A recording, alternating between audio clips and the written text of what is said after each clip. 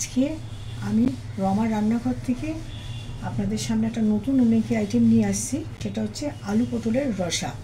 এখন আমি গ্যাসটা ধরাচ্ছি, ফ্রাইং প্যানটা বসিয়ে দিচ্ছি। আমি আগের থেকে এই আলু আর পটল এইভাবে কেটে নুন হলুদ দিয়ে ছাকা তেলের মধ্যে ভেজে রেখেছিলাম। এই ছাকা তেলের মধ্যে কিন্তু বাকি যে তেলটা রয়েছে, এই তেলের মধ্যে আমি এখন দেবো একটা তেজপাতা চিড়ে। আমি 1 চামচ এর মধ্যে জিরে বাটা, 1 চামচ ওখানে শুকনো লঙ্কা, আর 1 চামচ হলুদ, হাফ চামচ নুন, আর একটা ছোট টমেটো পেস্ট করে এর মধ্যে ঢেলে দিচ্ছি।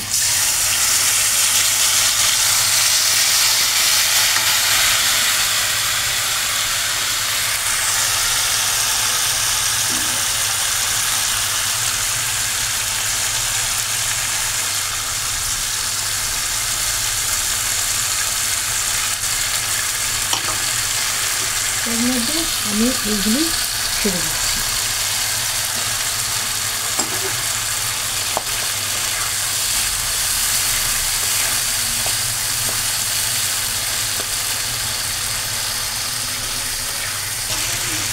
এবার এর মধ্যে অল্প একটু নারকেল কুড়িয়ে রেখেছি, এটা ঢেলে দেবো।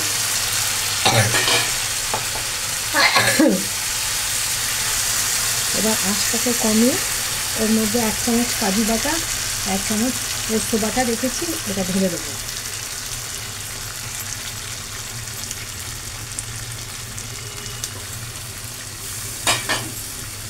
এবার এটাকে একটুখানি সিমে রেখে নাড়াচাড়া করব।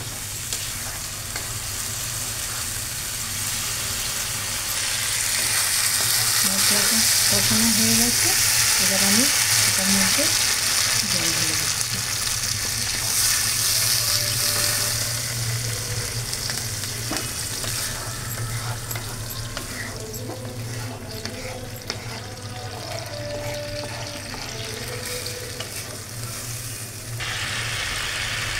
এখন আমি এর মধ্যে 1 চামচ নুন দিলাম।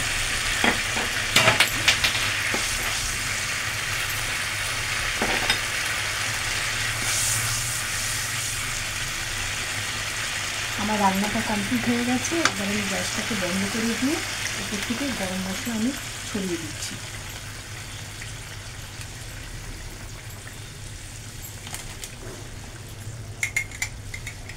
এক চামচ গাওয়া ঘি এর উপরে দিয়ে দিলাম। আমার রান্নাটা শেষ হয়ে গেছে। এবার আমি একটা পাত্রের মধ্যে ঢালছি। আর আপনারা এই রান্নাটা করে খেয়ে দেখবেন কীরকম লাগছে। এটা টেস্ট করে আমাকে কমেন্টে জানাবেন, প্লাস আমাকে সাবস্ক্রাইব করবেন। ধন্যবাদ।